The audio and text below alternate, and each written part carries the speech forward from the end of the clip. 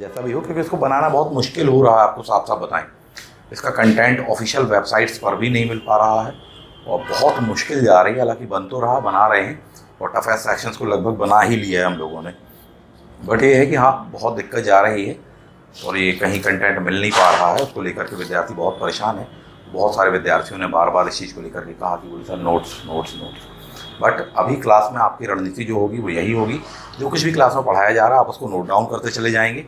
खास जो भी तथ्य हैं, फैक्ट्स हैं, जिस प्रकार से आपको ड्राफ्टिंग रख सकते हैं बेहतर से बेहतर, वो आप रखेंगे और नोट डाउन करते हुए चलेंगे और डेफिनेटली आपको बहुत हेल्पफुल होने वाला है। क्योंकि आप अलग से कोई नोट्स नहीं बना पाओगे या कोई सोचोगे नहीं अलग से अपन नोट्स बना लेंगे पढ़ वढ़ के कहीं से, तो बात की छोड़िए, आपको अभी का अभी से बनाते चलिए, वो आपके लिए बेस्ट रहेगा। ठीक है, चलो आगे बढ़ते हैं। तो कोई क्वेश्चन नहीं है, नेक्स्ट आ जाते हैं। भारत में कुटीर उद्योग के संदर्भ में आपको जो सेक्शन है कुटीर तथा ग्राम उद्योग दिया हुआ, आपको मध्य प्रदेश के संदर्भ में ऐसा कुछ भी नहीं लिखा हुआ वहाँ पर, इस बात को समझना। इसका मतलब ये है कि एमपी प्लस इंडिया के संदर्भ में दोनों ही विषय वस्तुओं पर यहाँ पर बात हो रही है। दोनों ही सेक्शनों को लेकर के एग्जाम में आपसे क्वेश्चन आ सकता है, यानी दोनों ही पार्ट आपको तैयार रखने पड़ेंगे। एमपी वाला कुटीर एवं ग्राम उद्योग तैयार रखना पड़ेगा, भारत के संदर्भ में कुटीर उद्योग आपको तैयार रखना पड़ेगा। पिछली क्लास में अपन ने मध्य प्रदेश के कुटीर उद्योग, उसके ग्राम उद्योग इत्यादि के बारे में एक बेसिक इंट्रो जो हो सकता है वो अपन ने देखा था पिछली क्लास में, है ना। फिर अपन आ जाते हैं भारत में कुटीर उद्योग। इसका जो कॉन्सेप्चुअल अप्रोच है वो आपको काफ़ी क्लियर रखनी चाहिए, क्या होता है, किस प्रकार से अपन चीज़ों को देखते हैं। भारत में जो इंडस्ट्रीज होती हैं आप उस चीज़ को जानते हैं कि 5 हिस्सों में बांटा गया है। 5 प्रकार के सेक्शन करके कहलाते हैं, 1 2 3 4 5 करके अपन इस चीज़ को बोल लेने वाले हैं। जो सबसे निचले पायदान पर आने वाले हैं उनको ही क्या कह रहे हैं अपन, कुटीर कह रहे हैं। अलग अलग जो विभाग हैं, संस्थान हैं, उनके द्वारा इनकी परिभाषाएं अलग अलग दी गई हैं। कईयों को तो क्लियर ही नहीं हो पाएगी साहब जी कुटीर उद्योग की परिभाषा क्या होने वाली है। ठीक, अलग अलग संस्थानों द्वारा अलग अलग दी गई है। सबसे निचले दर्जे पर जो होने वाला है, जो सबसे कम पूंजी निवेश जो श्रमिक होते हैं उनकी संख्या के आधार पर यदि देखा जाए तो उसको क्या कहा जाता है, उसको कुटीर उद्योग करके कहा जाता, पॉइंट नंबर 1। इसके अलावा 4 और भी होते हैं। 3 कौन से होते हैं, एमएसएमई होते हैं, माइक्रो स्मॉल मीडियम एंटरप्राइजेस करके होते हैं। ठीक, ये आपका 2006 का अधिनियम कहलाता है, उसके तहत इसको बांटा गया है। अब एक चीज़ आपको बता देते हैं, यानी 1 हो गया क्या, कुटीर उद्योग के बारे में बात होगी, 3 ये हो गए, यानी टोटल 4 हो गए, और 5वां कहलाता आपका हैवी इंडस्ट्री। क्या कहलाता 5वां, हैवी इंडस्ट्री करके कहलाता है। तो उसका क्या स्थान है, कहाँ पर वो सेट होता है, उसका एक स्ट्रक्चर देख लो, ये नोट्स में आपको दिया गया है। इसको कहा जाता है एमएसएमई। उसके माध्यम से आपको चीज़ों को देखना चाहिए और समझना चाहिए। एमएसएमई 2006 का भारत सरकार के द्वारा, भारतीय संसद के द्वारा पारित किया गया अधिनियम है। इसके समय समय पर मानदंड बदलते रहे हैं। पास होने के पश्चात में अभी 14 वर्ष या 13 वर्ष लगभग के पश्चात में 1 जुलाई 2020 से इसके नए स्टैंडर्ड आए हैं, नए मानदंड आए हुए हैं और उनके हिसाब से इनको कैटेगराइज किया गया है। क्या चीज़ें हैं उसको देख लो, लेटेस्ट वाला ये डेटा है इसलिए आपको बनना ही चाहिए। MSME, M for micro, second S for small, M for medium, E for enterprises, अधिनियम 2006 का कहलाता है। ठीक, क्या परिभाषाएं दी गई हैं इसकी, एक नज़र आप उसको मार लेंगे बिल्कुल जल्दी से, और ये आपको दिमाग में होनी ही चाहिए, बिल्कुल फिक्स्ड होनी चाहिए, इसमें कोई दो मत नहीं है, कंठस्थ ही होना चाहिए। कुछ डेटा आप कॉन्सेप्चुअल अप्रोच के आधार पर बनाएंगे और कुछ डेटा आपको बिल्कुल कंठस्थ ही होना चाहिए। इसमें ध्यान दो, 2 सेक्शन बनाए गए हैं, इन्वेस्टमेंट प्लस टर्नओवर, निवेश तथा टर्नओवर। निवेश यदि किया गया है 1 करोड़ रुपए तक तो उसको क्या कहा जाएगा, सूक्ष्म कहा जाएगा। ठीक, अभी टर्नओवर की बात नहीं कर रहे, बाद में करेंगे। यदि निवेश किया गया है आपका 1 करोड़ से ज़्यादा और 10 करोड़ तक, उसको कहा जाएगा लघु उद्योग। यदि निवेश किया गया है 10 करोड़ रुपए से लेकर के 10 करोड़ से ज़्यादा प्लस 50 करोड़ तक, उसको क्या माना जाएगा, मध्यम करके उद्योग माना जाएगा। तो ये निवेश के आधार पर है। इसी प्रकार से कैटेगरी इसी में दी गई है टर्नओवर की, तो ये आपको देखने के लिए मिल जाती है। 5 करोड़, 50 करोड़, 250 करोड़। यदि किसी उद्योग का टर्नओवर इतना जाता है, इनमें से जो भी अधिक होगा, कौन सा वाला माना जाएगा, इनमें से जो भी अधिक होगा उसको कैटेगराइजेशन के लिए, मानदंड के लिए आधार माना गया है। इस बात को आपको ध्यान रखना है साहब। ठीक, तो ये कहला गया आपके क्या, एमएसएमई, इन्वेस्टमेंट प्लस टर्नओवर के आधार पर इसको सुनिश्चित किया गया। नई परिभाषा आई हुई है 2020 से, इसको लागू किया गया है जुलाई 2020। ये डेट ध्यान रखनी पड़ेगी, मे बी पॉसिबल उठा करके पूछते, बोले कब से, बोले सर जी 1 जुलाई 2020 से यह प्रभावी हो गई है साहब। ठीक है, आगे बढ़ते हैं। अब इनमें जो सबसे छोटा होता है उसको मैंने क्या कहा है, माइक्रो करके बोला हुआ है।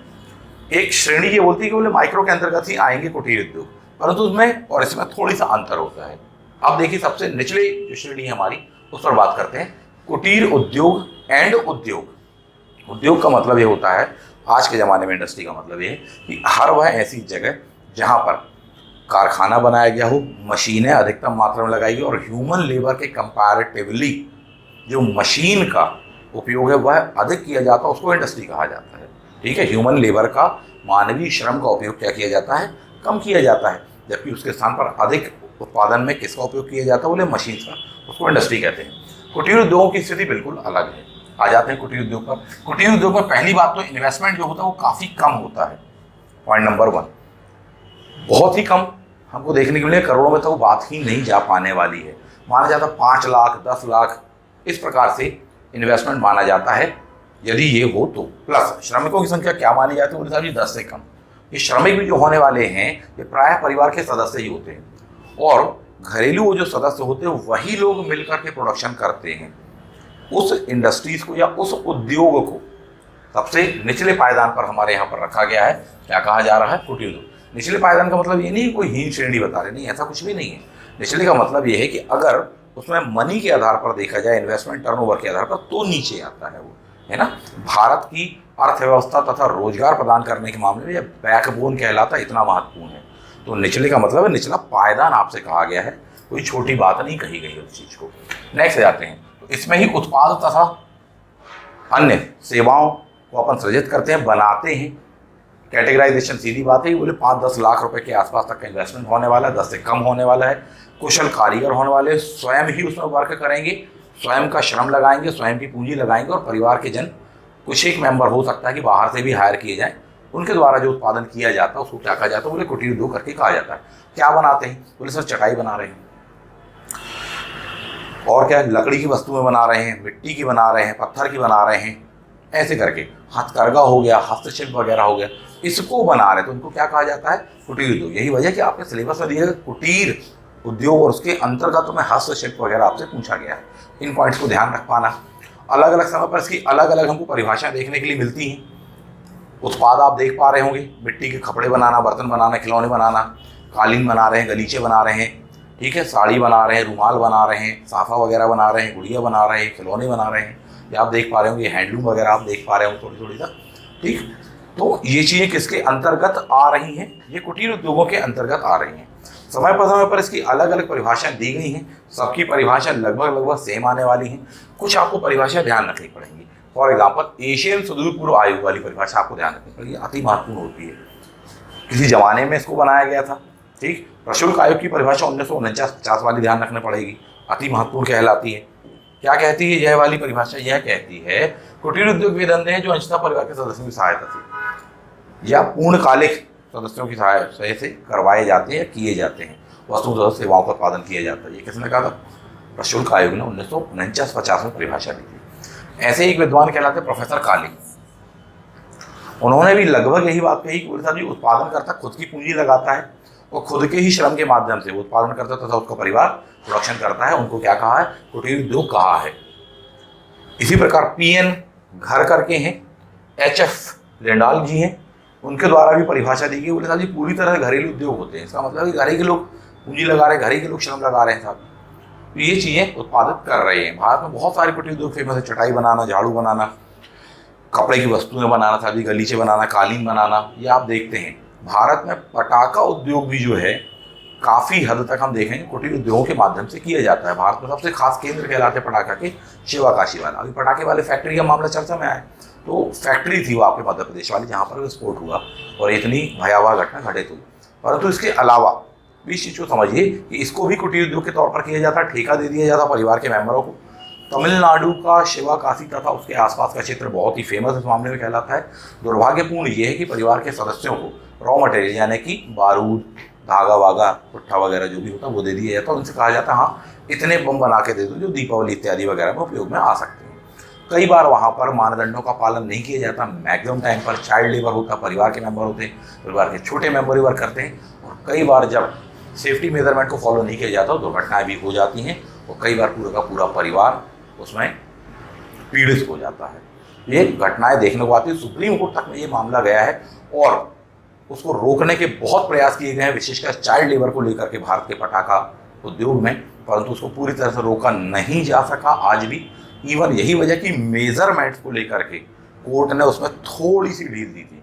यही वजह है कि चाइल्ड लेबर की परिभाषा आपके देश में कई जगह पर अलग अलग मिलती है। 15 साल की लिमिट उसमें कही गई है साहब जी। ठीक है, परिवार के सदस्य यदि हैं तो बाहर का मेंबर नहीं होना चाहिए। कुटीर उद्योग अपन ने देखा, ऐसे और भी मिलेंगे, जैसे आपसे कहा कि मिट्टी के बर्तन वाली बात कही, पत्थर की मूर्तियां वगैरह कह दिए, खपड़ा, विशेषकर इसको आपके यहाँ पर मध्य प्रदेश में कबेलू कहा जाता है, बालाघाट क्षेत्र मध्य प्रदेश में इसके उत्पादन का सबसे प्रमुख केंद्र कहलाता है। इसके अलावा और भी बड़ी उत्कृष्ट वस्तुएं, कोई गुड़िया शिल्प बना रहा है, कोई कालीन बना रहा है साहब जी, कोई रेशम से वस्तु बना रहा है, ये सब किस में आएंगी? ये कुटीर तथा ग्राम उद्योग में आती हैं। तो इनको हमको ध्यान रखना पड़ेगा। एक नज़र मार लेते हैं कैटेगराइजेशन पर भारत में, इसका कैसा क्या क्लासिफिकेशन है, आप देख पा रहे होंगे सामने। भारत के प्रमुख कुटीर उद्योग, एक लिस्ट यहाँ दी और एक इसके बाद में देखने के लिए हमको मिलेंगी सामने। हथकरघा, हथकरघा में क्या क्या रखेंगे अपन? मलमल को रखेंगे, ठीक, मलमल वाला दिया होगा। छींट दिया होगा, छींट के लिए मध्य प्रदेश का सिरोंज जाना जाता है, मध्यकाल से लेकर आज तक विश्व विख्यात है। ये भारत के संदर्भ में भी दिया है, मैं एमपी वाला बोलता चला जा रहा हूँ, उसको आप स्टडी करते चलिएगा, क्योंकि बाद की यूनिट में बात वाले टॉपिक्स में अपन इसको और डिटेल में पढ़ेंगे, है ना, वो आपको अलग से सिलेबस में मेंशन है। दरी हो गया, खादी हो गया, लास्ट क्लास में आपने केवीआईसी के बारे में पढ़ा होगा, मध्य प्रदेश के उद्योग के बारे में अपन इसको पढ़ेंगे। इनका उत्पादन किया जा रहा है, ये किसमें काउंट किया जाता है? कुटीर उद्योग, कुटीर में भी किसमें? हथकरघा। उसके पश्चात में जो दूसरा सबसे खास कहलाता है, बोले सर जी, रेशमी कपड़ा। भारत में बहुत सारे केंद्र, चाइना के बाद में सेकंड नंबर पर अपन प्रोडक्शन में आते हैं। मध्य प्रदेश में स्टेट गवर्नमेंट तथा भारत सरकार दोनों ही इसको प्रमोट कर रही हैं और मध्य प्रदेश का जो क्लाइमेट है वो एक खास प्रकार के रेशम को सबसे ज़्यादा सपोर्ट करता है, अधिक प्रोडक्शन करता है। अपन पढ़ने वाले हैं भारत में, जबकि इनकी बात करें तो कर्नाटक वाला हो गया, वाराणसी का क्षेत्र हो गया, कुटीर उद्योग के अंतर्गत आएंगे। इसी प्रकार से ऊनी वस्त्र ठंडे प्रदेशों में देखने को मिलेगा, पंजाब हो गया, अमृतसर हो गया, जम्मू कश्मीर वगैरह हो गया, वहाँ पर। चमड़ा उद्योग के लिए कानपुर और चेन्नई दोनों ही क्षेत्र के लिए जाने जाते हैं। तो ये भी क्या है? चमड़ा उद्योग। परिवार के सदस्य ही अपनी पूंजी लगा करके थोड़ी बहुत संसाधनों के माध्यम से उस कार्य को करते हैं, यही वजह इसको किसमें रखा जाता है? कुटीर उद्योग। मध्य प्रदेश में पूछे इसी संदर्भ में, साथ चमड़े की वस्तुएं, चमड़े के खिलौने वगैरह के लिए कौन सा क्या शहर प्रसिद्ध कहलाता है? तो ये अपन को बनना चाहिए। नेक्स्ट जाते हैं, देवास बहुत ही फेमस कहलाता है आपके वहाँ पर। नेक्स्ट, गुड़ और खांडसारी, इसके लिए एक जिला एक उत्पाद, ओडीओपी। अभी ये क्वेश्चन भी पूछा था एमपीपीएससी प्रीलिम्स परीक्षा 2023 में ये क्वेश्चन पूछा गया था कि ओडीओपी के तहत किन किन जिलों को कहाँ कहाँ पर कौन सी वस्तु को रिजर्व किया गया है। बैतूल का दिया हुआ था, सागौन की वस्तुओं के लिए था। बालाघाट भी दिया हुआ था आपको, उसमें उनमें से एक आया था, गुड़ वाला भी आया हुआ था, है ना। तो ये चर्चा का था, इसलिए मैंने आपको बताया। या इंडिया प्लस मध्य प्रदेश के संदर्भ में देखेंगे, मधुमक्खी पालन, दिया सिलाई उद्योग, माचिस, तीली इत्यादि वगैरह बनाना, तो ये सब किसमें आ रहे हैं? कुटीर उद्योगों के अंतर्गत आ रहे हैं। आगे बढ़ जाते हैं। कुटीर उद्योगों के यदि कैटेगराइजेशन के बारे में बात की जाए तो आप उसको दो हिस्सों में बांट सकते हैं। एक कहला जाएगा ग्रामीण, दूसरा कहला जाएगा शहरी करके कहलाने वाला।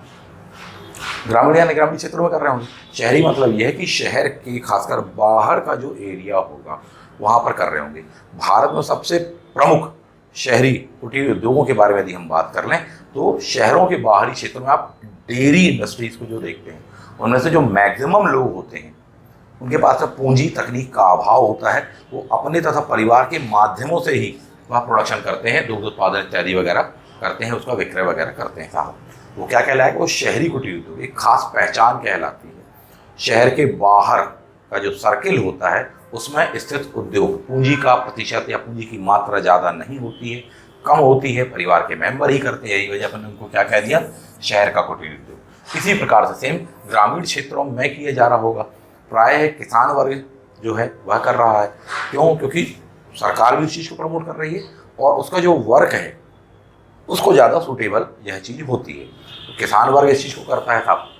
तो ग्रामीण क्षेत्रों में इसलिए ग्रामीण कुटीर उद्योग करके अपन ने कह दिया। कई लोग करते हैं, कृषक वर्ग में सबसे प्रमुख कहलाता है, परंतु इसके अलावा भी अन्य करते हैं।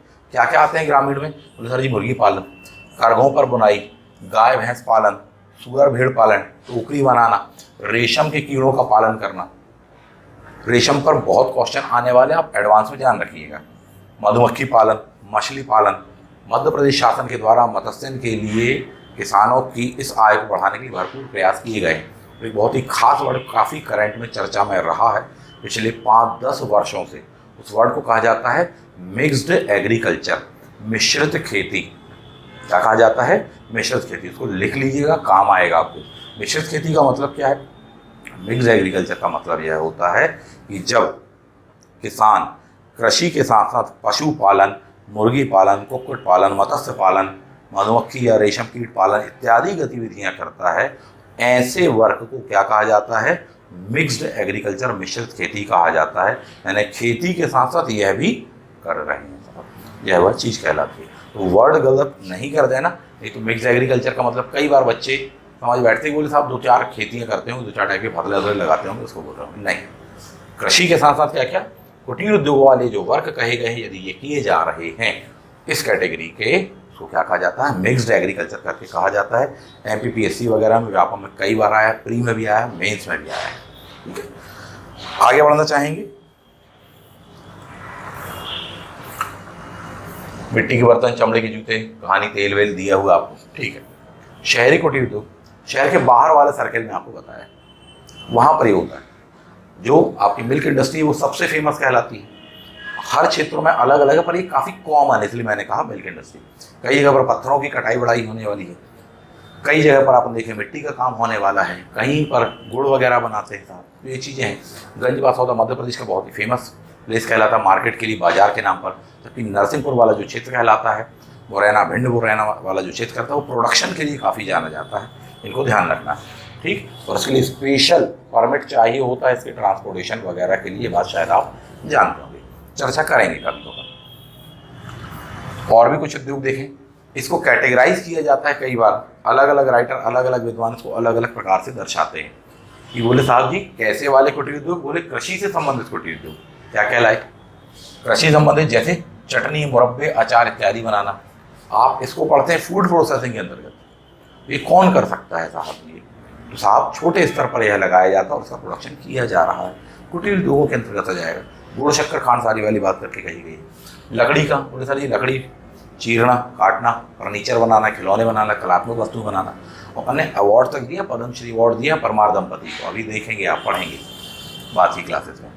तो ये कास्ट उद्योग पर आधारित हो गया। धातुओं पर आधारित, धातु पर लगा करके मूर्तियाँ वगैरह बनाना, उपकरण बनाना, चाकू बनाना, कैंची, पीतल इत्यादि वगैरह के बर्तन बनाना। तो ये किस पर आधारित कुटीर उद्योग है? धातु उद्योग पर आधारित कुटीर उद्योग करके कहलाए। सेम मिट्टी के बर्तनों पर, चाहे चीनी मिट्टी हो, चाहे ईंट हो, चाहे खपरेल हो, चाहे खिलौने।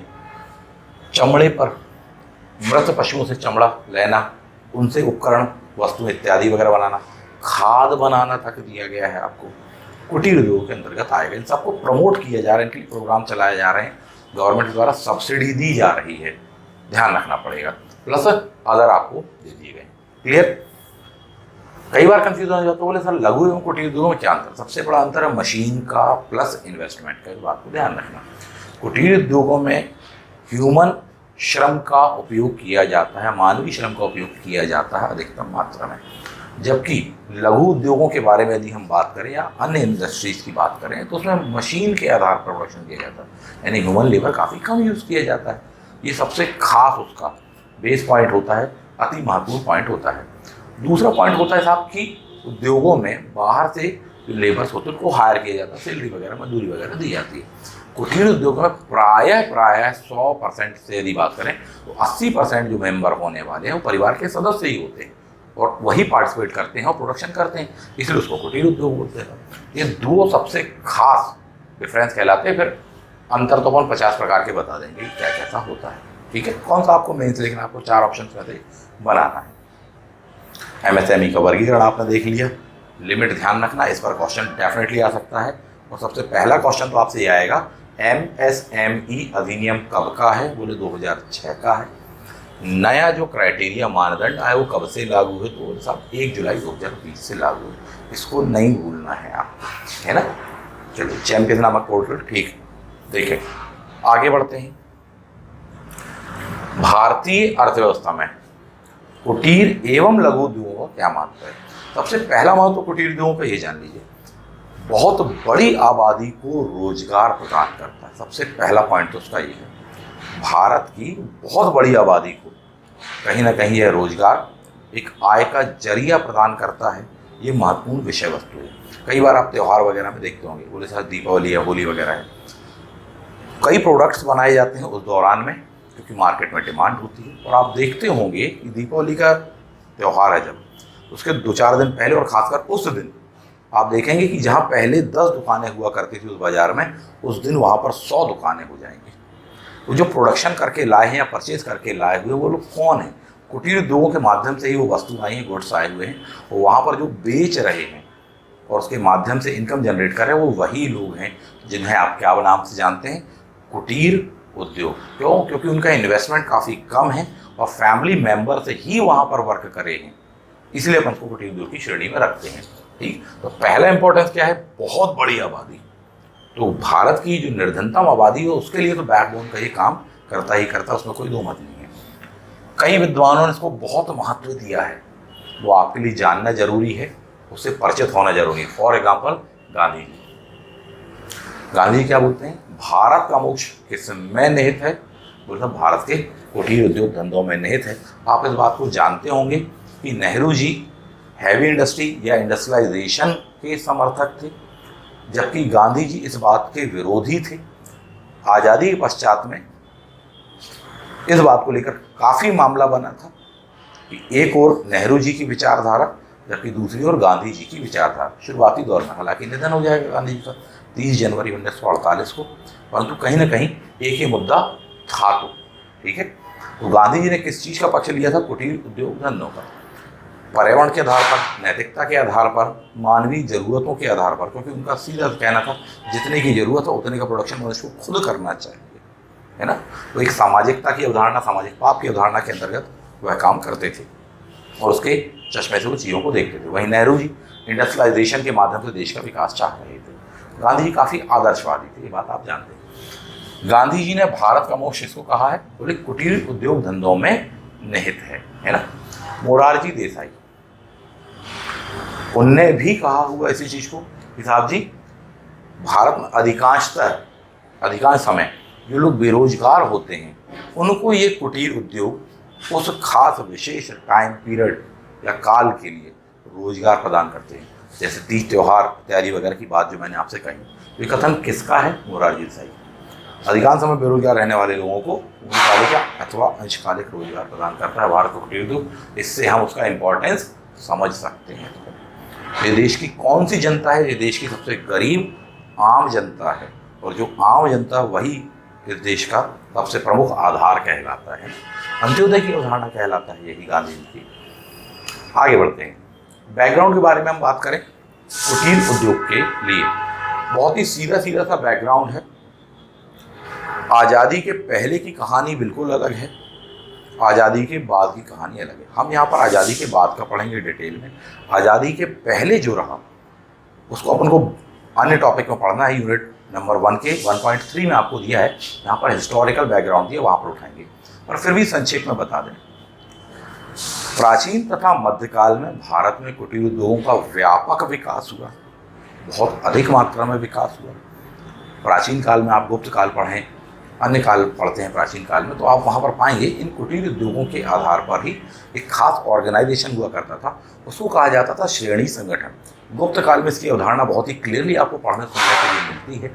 वहाँ पर 4 प्रकार के आपको पदाधिकारियों के नाम भी आए थे। ठीक, तो अलग अलग वर्क करने वाले लोगों की अलग अलग श्रेणी, कैटेगरी, उनका मार्केट हुआ करता था, उसको श्रेणी संगठन करके कहा गया। गुप्त काल की यह अवधारणा थी। आज भी जैसे होता है, और ये एक स्पेशलाइजेशन जो मॉडर्न इकोनॉमी है उसकी थॉट होती है, कहीं ना कहीं उस थीम पर यह आधारित होती है, तो हमारे यहाँ काफ़ी पहले से रहा। आज भी आप देखें, बोले हार्डवेयर मार्केट, बोले साहब जी शहर में एक खास जगह पर ही मिलेगा। अगर आपको कोई हार्डवेयर खरीदना है तो इस जगह पर चले जाइए। बोले मोबाइल फ़ोन खरीदना है, बोले पूरे शहर में कहाँ? बोले साहब अगर सस्ता सुंदर टिकाऊ चाहिए तो आप एक खास जगह चले जाइए, आपको ऑप्शन भी मिल जाएंगे, प्राइस को लेकर के वैरायटीज़ भी मिल जाएगी और बहुत सारी सुविधाएँ मिल जाएंगी। बोले साहब जी उसके लिए यहाँ चले जाइए। कपड़े के लिए बोले साहब जी अलग यहाँ वाला मार्केट है। ठीक, गवर्नमेंट भी इस चीज़ को प्रमोट कर रही है, उसके लिए अपने पार्क वगैरह बनाए हुए हैं, क्लस्टर्स वगैरह बनाए हुए, मार्केट बनाए हैं गवर्नमेंट के द्वारा।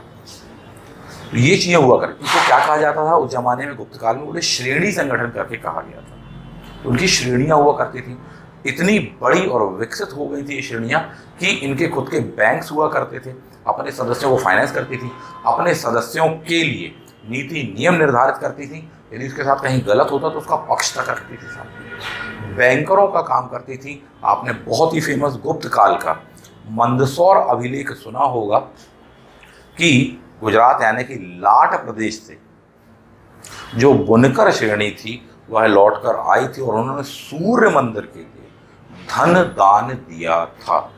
एक बहुत ही फेमस एग्जाम्पल वहाँ का वो कहलाता है। यानी इतनी पावरफुल और इकोनॉमिक वे में स्ट्रॉन्ग वो श्रेणियाँ हुआ करती थी, उनको श्रेणी कह रहे थे। आज के संदर्भ में अपन उसको कुछ और बोल देते हैं, बोले सर इस वर्क को करने वाले लोगों का संगठन, ठीक। तो ऐसा करके बोलते। उस जमाने के बहुत ही फेमस नाम आपको देखने के लिए मिलते गुप्त काल के। 4 नाम है, चारों बिल्कुल ध्यान रखना, नोट डाउन कर लेना। एक नाम कहलाता था प्रथम श्रेणी, प्रथम कुलिक, सार्थवा एंड श्रेष्ठी। श्रेष्ठी, सार्थवा, प्रथम कुलिक और एक और हुआ करता था प्रथम कायस्थ। ये सब श्रेणियों के लिए था, यानी उनका एडमिनिस्ट्रेशन देख रहे हैं। ये अलग अलग वर्क ये कर रहे थे, इनकी जानकारी हमको मिलती है। कायस्थ लिखता था रिकॉर्ड्स वगैरह के लिए, ठीक। कुलिक एक अधिकारी हुआ करता था।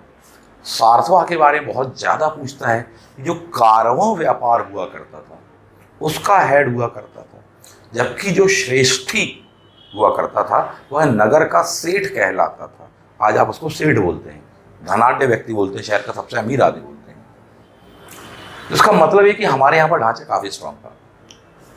मिडिवल में आते हैं अपन, और भी स्ट्रॉन्ग देखने को मिलता। भारत सोने की चिड़िया कहलाता। मुगल काल में विभिन्न प्रकार के शिल्प और भी विकसित हुए, पूरी दूर दराज दुनिया फैले, इतने फैले कि पूरे वर्ल्ड के जीडीपी का 25 से 30% तो अकेले इंडिया प्रोड्यूस किया जाता था। यही वजह है कि 15वीं-16वीं शताब्दी तक पूरी दुनिया भर के देश भारत से व्यापार करने के लिए रास्ता ढूंढने के लिए पागल रहते थे। कोई निकला साहब जी, क्रिस्टोफर कोलंबस भारत की तलाश में पहुंच गया, अमेरिका, नई दुनिया की खोज हो गई। वो निकला था इंडिया को ढूंढने के लिए, और पहली बार वो इतना खुश हो गया वहाँ पहुँच के कि उसने वहाँ के लोगों को देख के कहा अरे मैंने इंडिया ढूंढ लिया। बाद में मालूम चले इंडिया नहीं अमेरिका है। बोले साहब ये दिखते तो ये लोग इंडियन जैसे। बोले नहीं सर, अच्छे से देखिए इनका कलर हल्का सा रेडिश है, यही वजह उनका नाम पड़ गया रेड इंडियन। दूसरा बंदा निकलने वाला है आपके यहाँ पर, वास्को डी गामा, पुर्तगाली। वो खोज करेगा साहब जी 1498 में भारत की। ये सब लालायित रहते थे भारत की खोज के लिए, कारण भारत के साथ में ट्रेड कर सकें। भारत की ट्रेड की बैकबोन कौन था? ये कुटीर उद्योग थे। वर्ल्ड क्लास प्रोडक्ट बनाते थे, ऐसे ऐसे प्रोडक्ट बनाते थे जिसकी कल्पना कर पाना अनेक लोगों के लिए मुश्किल होगा। आम जनता के उपयोग की वस्तुओं से लेकर दुनिया के विलासता की वस्तुओं तक यही बनाते थे। प्राचीन काल में, गुप्त काल में रोमन व्यापार इस चीज़ के लिए जाना जाता था, सिल्क रूट के लिए जाना जाता था। कनिष्क काल में सिल्क की वस्तुओं के लिए जाना जाता था। संगम साहित्य में आपने इस चीज़ के लिए पढ़ा हुआ है। साउथ इंडिया में 200 BC से लेकर 200 AD के टाइम पीरियड के बीच में अनेक रोमन बस्तियां तथा रोमन व्यापारियों के बारे में हमको जानकारी मिलती है। साउथ इंडिया में वो आकर रहते थे, कॉलोनीज बसाते थे, प्लस वहाँ पर अन्य उनके इंस्टीट्यूशंस मिलते हैं। मुजीरस बंदरगाह के बारे में जानकारी मिलती है, कालची के बारे में जानकारी मिलती है आपको साउथ इंडिया में। बहुत सारे ऐसे प्लेसेस हैं। अनेक रोमन शासकों के वहाँ सिक्के मिले हैं, ये तक जानकारी मिलती है। इनके सिक्के मिले हैं, कोड में ध्यान रखना, आंटी जी के सिक्के मिले हैं। किसके मिले? आनटी के सिक्के मिले हैं। ऑफ और ऑगस्टस के सिक्के मिले हैं। ना से नीरो के सिक्के मिले हैं। टा से टाइबेरियस, दैट इज आनटी, ऐसे लिख लेना वहां पर। तो बहुत महान बात थी, ठीक। ऑगस्टस का तो मंदिर तक मिला हुआ है। पूछ लेगा आपसे कहाँ पर, क्या, क्यों, कैसे, चर्चा करेंगे विरासत वगैरह में। बताने का आशय ये है कि कुटीर उद्योग बहुत महत्वपूर्ण हुआ करता था, पूरी दुनिया लालायित रहती थी, मुगल काल में और बढ़ता चला जाएगा ये साहब। जब ब्रिटिश एम्पायर यहाँ पर स्थापित होगा तो उसके बाद में उसको नष्ट करेंगे ये, ताकि ब्रिटिश इंडस्ट्री को स्ट्रॉन्ग किया जा सके। विशेषकर अपन पढ़ते हैं 1757 प्लासी का युद्ध, 1764 बक्सर का युद्ध, उसके पश्चात में भारत के उद्योगों को इन्होंने, कुटीर उद्योगों को इन्होंने नष्ट करना शुरू कर दिया था, क्योंकि इनके पास में पॉलिटिकल पावर थी साहब। ऐसे नीति नियम बनाए गए कि भारत के जो कुटीर उद्योग की वस्तुएं वगैरह रहीं, अगर वो वहाँ जाकर बिके इंग्लैंड में तो उस पर बोले साहब जी 200% टैक्स लगेगा, जबकि वही वस्तु इंग्लैंड की इंडिया आकर के बिके बोले साहब उस पर कोई टैक्स ही नहीं लगेगा। जानबूझ के इंग्लैंड वाली वस्तुओं को ये प्रमोट कर रहे थे। इस प्रकार से भारतीय उद्योग नष्ट हो गया, बहुत शोषण किया, बहुत लंबी गाथा कहलाती। पूरी पूरी 18वीं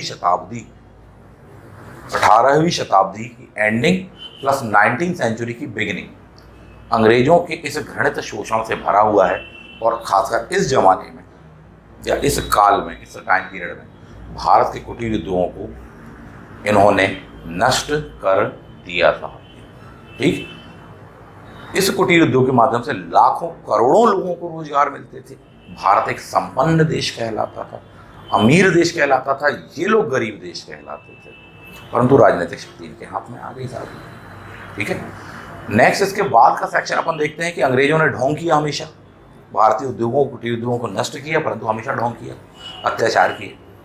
जब भारतीयों ने एक लोकतांत्रिक पद्धति से आवाज़ उठाई तो फिर उन्होंने ढोंग किया कि बोले हाँ हम यहाँ पर कुटीर उद्योग के डेवलपमेंट के लिए काम कर रहे हैं। वो कुछ एक 2-4 प्रयास कर दिए ताकि बताने के लिए हो जाए, देखो देखो हम लोग यहाँ पर कितना कल्याणात्मक काम कर रहे हैं। ठीक, वही बात थी 100 चूहे खाकर। नेक्स्ट आ जाते हैं। इसी संदर्भ में जब लगातार भारतीयों के द्वारा मांग की गई, भारतीयों के द्वारा इस मामले को उठाया गया, इनमें सबसे खास नाम कहलाते हैं दादा भाई नौरोजी, प्रमुख इतिहासकार तथा आर्थिक क्षेत्र इतिहासकार, या कहना चाहिए अर्थशास्त्री। उनमें सबसे पहला नाम कहलाता है दादा भाई नौरोजी का। उन्होंने इस चीज को उठाया 1867 में उठाया, अपने पंपलेट के माध्यम से इस चीज को उठाया। उसकी हेडिंग थी poverty in un British rule in India. क्या थी? Poverty in un British rule in India. तो क्वेश्चन पूछेगा अन ब्रिटिश टाइटल के नाम से कौन लिखता था, तो आप बताएंगे दादा भाई नौरोजी। बिल्कुल मिस नहीं करना ये चीज। 1867 बाद में उन्होंने और भी लिखा, इंग्लैंड बैक टू इंडिया,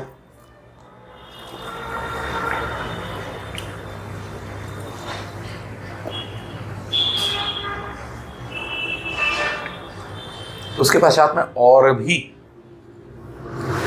भारतीय अर्थशास्त्री रहे, राष्ट्रवादी रहे, उन्होंने लिखा। तो सबसे फेमस नाम ध्यान रखें 1902 R.C. मजूमदार साहब, बिल्कुल नहीं भूलना। इकोनॉमिक हिस्ट्री ऑफ इंडिया लिखी उन्होंने, अति महत्वपूर्ण ग्रंथ कहलाता है। उसमें इन्होंने इस बात को उठाया कि कैसे अंग्रेजों ने भारतीय कुटीर उद्योगों को नष्ट किया। ठीक, उसके पश्चात अपन देखते हैं V.K.R.V. राव, उन्होंने भी इस बात को लिखा। तो कई ऐसे राइटर हमको देखने के लिए मिलते हैं। ले दे करके अंग्रेजों के ऊपर दबाव पड़ा तो कहीं ना कहीं उन्होंने इस बात को दिखाने के लिए कि हाँ देखो हम यहाँ पर कुटीर उद्योग के विकास के लिए काम कर रहे हैं, और व्हाइट मैन्स बर्डन का जो बोझ है उसको अपने कंधे और सिर पर लेकर के एक्टिंग कर रहे हैं, है ना। उस दिशा में उन्होंने प्रयास किया। 1927 में ऐसा प्रयास हमको देखने के लिए मिलता है। 1927 में पहली बार ब्रिटिश भारत की सरकार ने, जिसको अपन भारत सरकार बोल सकते हैं, 1927 में एक बॉडी बनाई इस चीज के लिए, जो कि नाकाफी थी परंतु बनाई, फर्स्ट एफर्ट थी। उसको कहा जाता है कुटीर उद्योग बोर्ड साहब। बाद में आज़ादी के पश्चात उसको 3 अलग अलग हिस्सों में बांट दिया जाएगा। ठीक है, इस पर नजर रखेंगे थोड़ी सा अपन। 3 अलग अलग हिस्सों में किस में बांटा गया, वो कहलाते हैं आपके ये अखिल भारतीय हथकरघा। कब की बात है ये दिया है आपको 1953। अखिल भारतीय हस्तशिल्प बोर्ड, ठीक, 1950 वाला। अखिल भारतीय खादी और ग्रामोद्योग बोर्ड, ये बोर्ड लिखा है ये वाला, ठीक। कमीशन जो है वो 1956-57 वाला है। इसके लिए अभी संसद के द्वारा अधिनियम पास किया जाएगा 1956 में। उसके तहत 57 में बनेगा अखिल भारतीय खादी और ग्रामोद्योग कमीशन। इसकी बात करिए, बोर्ड लिखा हुआ है। बोर्ड कब का है? तो 54 का है। इसमें गलती नहीं करना। तो ये प्रयास किया गया। 1954 में लघु उद्योग विकास निगम की भी स्थापना की गई। 1955 में राष्ट्रीय उद्योग लघु निगम बनाया गया। तो ये सब आज़ादी के बाद का है। ब्रिटिश राज में शुरुआत यहाँ तो होती है और उसके पश्चात में यहाँ पर हमको देखने के लिए मिलता है आज़ादी के पश्चात में। इनमें सबसे खास कहलाने वाला है आपका 3-4 पॉइंट। उस दृष्टि से आप थोड़ा सा ध्यान रखना। क्या क्वेश्चन होगा? सबसे पहला कौन सा बोर्ड बनेगा आज़ादी के बाद में? तो सर जी कुटीर उद्योग बोर्ड बना, 47 में आज़ाद हुआ, 1948 में बन गया, ये ध्यान रखना। दूसरा कौन सा था? बोले सर जी सिल्क बोर्ड। असेंडिंग ऑर्डर आपको उसका ध्यान रखना पड़ेगा। ठीक, नेक्स्ट आते हैं। फिर इसके बाद में KVIC वाला महत्वपूर्ण है अपने आप में, वो देख लेंगे। केंद्रीय विक्रय संगठन 1958 बनाया गया। मुख्यालय थोड़ी सा नजर मार लेना, मैं भी पूछ दे आपसे, ये अपन को बनना चाहिए। तो ये सारे के सारे सराउंडिंग में चलेंगे आपके सिलेबस में और इनका नॉलेज होगा तब आप उसको पूरा का पूरा बना पाओगे, समझ पाओगे। ठीक है, चलो। और भी कई संस्थानों की स्थापना की गई भारत में इसके विकास के लिए। संवैधानिक प्रावधान है इस चीज के लिए। ठीक, अनुच्छेदों में दिया गया है, संविधान में इस बात का उल्लेख किया गया है। कई संस्थानों की स्थापना की गई। 1979 का कहलाता है जिला उद्योग कार्यक्रम, इसको शुरू किया था भारत सरकार ने। लघु उद्योगों के विकास के लिए बैंक की स्थापना की गई, जिसको अपन बोलते हैं सिडबी। क्या बोलते हैं? सिडबी करके बोलते हैं। Small industry development bank of India करके बोलने वाले हैं। बहुत ही मूलभूत चीज़ है, ध्यान रखना ही चाहिए। यही क्वेश्चन आया था अभी MPPSC प्रीलिम्स परीक्षा 2023 में। वो सब कब बना? अप्रैल 1990। कब की बात है? अप्रैल 1990। 2 अप्रैल की डेट कहलाती है। अर्थशास्त्र में, इकोनॉमी में आप इसको पढ़ते हैं, ऐसे करके भी ध्यान रखना, सिडबी वगैरह के बारे में, बैंक के बारे में। आ से कहलाता है अर्थशास्त्र, आ से कहलाने वाला अप्रैल, ऐसे रिलेट कर लीजिएगा। से भी अलग है, शेयर मार्केट वगैरह के लिए 1988 में बना था। 92 में आपने उसको स्टैट्यूटरी बॉडी का दर्जा दिया, वो अलग चीज़ है। ये क्या लिखा है? ये सिडबी लिखा हुआ है। ये बिल्कुल नहीं भूलना। कब बनाया अपन ने? अप्रैल 90 में। इसका मुख्यालय बिल्कुल नहीं भूलना आप। कहाँ पर है? बोले सर जी लखनऊ में है। कहाँ पर है? लखनऊ में। तथा पूरे देश वाले इसके कार्यालय। किस चीज़ के लिए बनाया गया आपने इसको? पहली बात तो ये कि वित्तीय संस्था का है, ठीक, जो कि सूक्ष्म, लघु और मध्यम उद्योगों की वृद्धि तथा विकास के लिए स्थापित की गई। बिल्कुल मिस नहीं होनी चाहिए।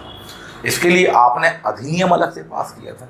1989 का आपका एक्ट कहलाता है, उसके तहत ही आपने इसको 90 में बनाया है। क्लियर बात है? कैसे क्या लोन्स प्रदान करता है इन उद्योगों को, उस पर नजर मारिए। बहुत ही खास वर्ड है, अल्पकालिक ऋण। कौन से? अल्पकालिक ऋण। पूछ लेगा कि कौन से वाले ऋण प्रदान किए जाते हैं। 4 ऑप्शन, मध्यकालिक ऋण, अल्पकालिक ऋण, दीर्घकालिक ऋण, ऐसे करके ऑप्शन तो दिए जाएंगे, तो प्रिपेयर रहिएगा साथ। ठीक है, किसके लिए? स्पेशली इनके लिए।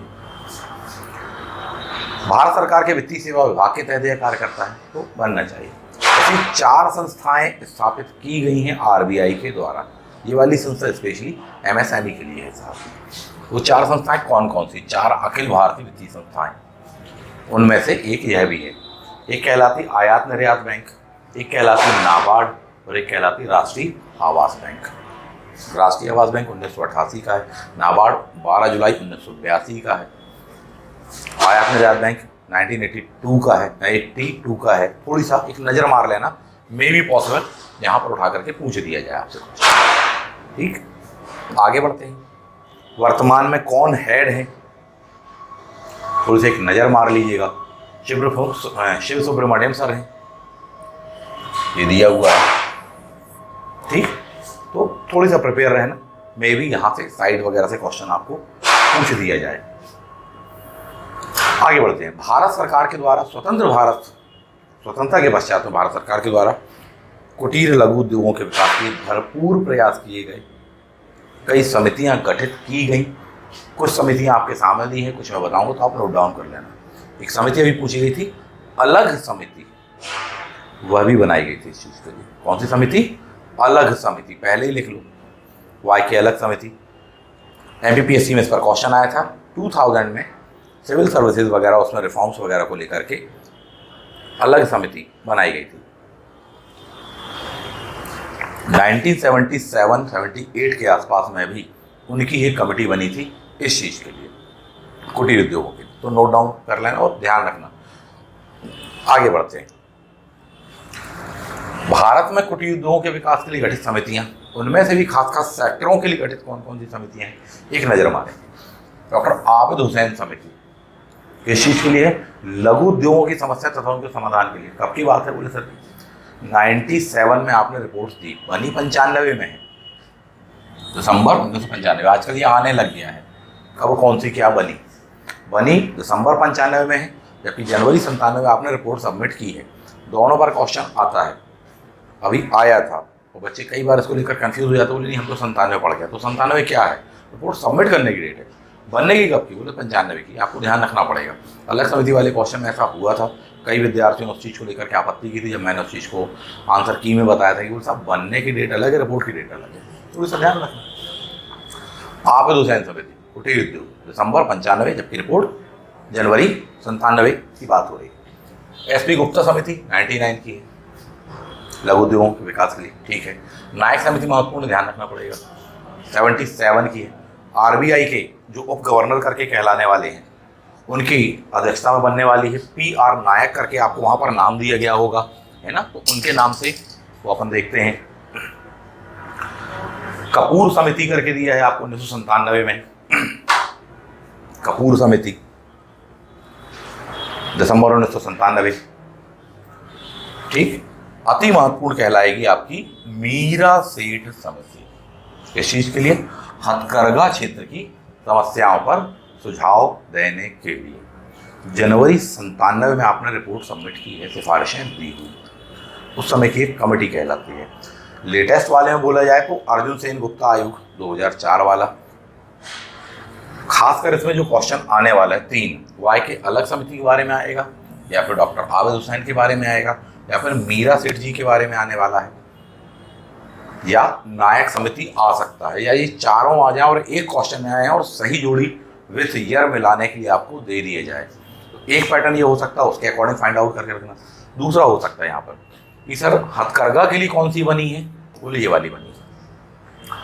लघु उद्योगों की समस्याओं के लिए कौन सी बनी हुई है, ये बनी हुई है साहब। ऐसा करके भी आ सकता है कि आपसे पूछा जाएगा हथकरघा क्षेत्र की समस्याओं के लिए कौन सी बनी। 4 ऑप्शन। आबिद हुसैन बनी थी क्या? नहीं बनी। वो काहे के लिए बनी? वो लघु उद्योगों के लिए, ठीक है। ये वाले के लिए ये है। ऐसे ध्यान रखना, स्पेसिफिक चीज़ों को पकड़ करके अपन को चलना है, बन जाएगा अपन को ये। तो समितियां ये हो गई, 6-7 समितियां आपने देखी। कुटीर उद्योगों का भारत में क्या कैसा योगदान है, इसका डेटा थोड़ी सा देख लीजिए। 2 प्रकार के डेटा मिलेंगे, 2019 वाला डेटा आप देख लेंगे एक नज़र, और 2023 वाला डेटा देख लेंगे। तो ये क्वेश्चन पर आता है साहब 2019-20 का डेटा बता दो, आता है, पुराना क्वेश्चन आता है, पुराने डेटा पर क्वेश्चन आता है, वहाँ आपको ये काम आ जाए। क्या कैसा योगदान है एक नज़र मार लेते हैं। 2019 का 2019 का डेटा आपका बोलता है कि 6,34,00,000 छोटे व कुटीर उद्योग हैं भारत में, और 11 करोड़ से ज़्यादा लोगों को रोजगार मिला है। तो जीडीपी में इसका योगदान कितना है? 20% है। क्लियर। वहीं दूसरी ओर हम बात कर लेते हैं आत्मनिर्भर भारत 2020 में आपने चालू किया, 12 मई 2020 की बात है। एक महत्वपूर्ण भूमिका के रूप में हम इसको देख रहे हैं। तो ये चीज़ें कई और कार्यक्रमों से जुड़ा हुआ है। सामुदायिक विकास कार्यक्रम 1952 वाला, गरीबी उन्मूलन कार्यक्रम 75 के दौर वाला, एकीकृत ग्रामीण विकास वाला जो कार्यक्रम है 78 के दौर वाला, उनसे जुड़ा हुआ है। उनका हो सकता है ईयर वगैरह पूछने से लिखते चले जाए। आगे बढ़ते हैं। लेटेस्ट वाला जो अपन डेटा देखेंगे वो 2023 वाला है। भारत के जो जीडीपी में हिस्सा अपन देखेंगे तो इनका आ रहा योगदान कितना? 29% करके दिया हुआ है आपको, ये ध्यान रखना। जबकि यूएन कह रहा है विश्व के औपचारिक अनौपचारिक फर्मों में एमएसएमई की भागीदारी कितनी है, तो 90% है। ये एमएसएमई के भी सबसे निचले पायदान पर आता है, बिगिनिंग में ही आपको ये बता चुके हैं हम। ठीक, तो थोड़ी सा डेटा मिलता है। चलो, योजना आयोग की रिपोर्ट में भी इसके इंपॉर्टेंस को स्वीकारा गया है। बहुत ही फेमस कोटेशन दिए कि इसकी उपेक्षा नहीं की जा सकती है, बहुत ही महत्वपूर्ण है। ठीक, कौन कौन से हैं इसमें, अपन उस चीज पर भी बात कर ले रहे हैं। क्वेश्चन किस प्रकार से आया है, कुटीर उद्योगों के बारे में निम्नलिखित में से कौन सा कथन सही नहीं है, ये बताना है। ए, स्थानीय कच्चे माल का उपयोग करता है, घरेलू उद्योग शामिल हैं, परिवार या अंशकालिक श्रम का उपयोग करता है। डी, अग्रिम तकनीकी कौशल की इसमें आवश्यकता होती है। इनमें से कौन सा कथन सही नहीं है बताना है, यानी गलत है। तो स्थानीय कच्चे माल का उपयोग करते वाली बात तो सही है, घरेलू उद्योग शामिल होता बोले ये भी सही है, परिवार के लोग ही शामिल हो तो बोले ये वाली बात भी सही है। बोले अग्रिम का मतलब होता है एडवांस टेक्नोलॉजी, तकनीकी कौशल की आवश्यकता होती है इसमें, बोले नहीं इसकी जरूरत नहीं होती है। परंपरागत, कौन सी तकनीक हो, कौन सी पद्धति पर, परंपरागत कौशल पर ये काम करते हैं साहब जी। और इनका ये जो परंपरागत कौशल है वो वर्ल्ड क्लास कहलाता है अपने आप में। एक एग्जाम्पल पिछली क्लास में बताया था, MS ब्लू साड़ी, उसका कलर, उसका प्रिंट आज भी दुनिया भर के कंप्यूटर नहीं बना पाते। किसके नाम से ये जाना जाता है, भारत की विख्यात पर्सनालिटी MS सुब्बलक्ष्मी जी, वो पहनती हैं साड़ी को, कांचीवरम की साड़ी कहलाती है, कांचीपुरम वाली साड़ी कहलाती है। एक खास प्रकार का प्रिंट होता है इसका, उन्हीं के नाम से प्रसिद्ध है ना। चलो नेक्स्ट जाते हैं। तो इस प्रकार से कुछ क्वेश्चन आया हुआ, किस एग्जाम का, ये NTPC का है, 2021 का, कोई बहुत पुराना क्वेश्चन नहीं। और भी कई क्वेश्चन आपको वहां पर दिए गए हैं। भारतीय हस्तशिल्पों में से, हथकरघा में से सबसे जो फेमस कहलाता है, वो सबसे महत्वपूर्ण है मध्य प्रदेश के संदर्भ में भी, वह है रेशम। एक एक वर्ड्स को आपको बहुत अच्छे से समझना पड़ेगा, ध्यान रखना पड़ेगा, आपसे पूछ लिया जाएगा। भारतीय रेशम उद्योग प्रायः कुटीर उद्योगों के माध्यम से ही इसका प्रोडक्शन किया जाता है, कृषकों के द्वारा किया जाता है, पार्ट टाइम के रूप में किया जाता है। ये चीज़ अपन देखते हैं, बहुत ही खास वर्ड लिखा हुआ है इसको, बाइवोल्टाइन, पूछेगा आपसे, प्रिपेयर रहिएगा। ठीक है, तो क्या क्या चीज़ें हैं इसके अंतर्गत एक नज़र आप उस पर मार लेंगे, जो कि अब आप पढ़ने वाले हैं। किस प्रकार से इस पर क्वेश्चन आए हुए हैं, क्या कैसा किससे संबंधित है, किस प्रकार से ये क्वेश्चन पूछा जाने योग्य है, वहाँ पर आप स्ट्रक्चर उसका देख पा रहे हैं। ठीक, शहतूत के बारे में आपको डिटेल दी है, आपसे क्वेश्चन पूछा जाएगा वैज्ञानिक नाम वगैरह को लेकर के, थोड़ा सा प्रिपेयर रहिएगा, क्योंकि हो सकता है ऑप्शन में दे दिया जाए आपको बॉम्बेक्स मोराई किसका है, अथेरिया पाफिया किसका है साहब जी। ठीक, आपको आगे नाम दिया है मूगा सिल्क के लिए, बोले अथेरिया, असामैनिसिस किसका है, इरी के लिए क्या दिया, बोले सिंथिया करके दिया हुआ आपको, फिलोसाफिया सिंथिया करके। तो थोड़ी सा अपन को बनना चाहिए, विवरण उसका दिया हुआ है, अलग अलग संस्थान, इसमें बहुत कन्फ्यूजन होने वाला है। बोले रेशम बोर्ड कब का है, कहाँ क्या है, आपसे कहा जाए अनुसंधान और प्रशिक्षण संस्थान कौन सा वाला है, क्योंकि वहीं कहा जाए आपसे केंद्रीय रेशम उत्पाद अनुसंधान प्रशिक्षण संस्थान बहरामपुर वाला कौन सा है, ये अपन को बनना चाहिए। प्लस इसके अंतर्गत में जो जो प्रोडक्ट्स हैं उनके एक एक वर्ड्स आपको पूछ लिए जाने वाले हैं। इस चीज़ के लिए अपन को प्रिपेयर रहना चाहिए, इसको जानना चाहिए आपको, क्योंकि यहाँ से क्वेश्चन आने की भरपूर संभावना है। इतने में कोई चीज़ ना समझ में आई हो तो आप पूछ सकते हैं, फिर इस पर चर्चा करते हैं।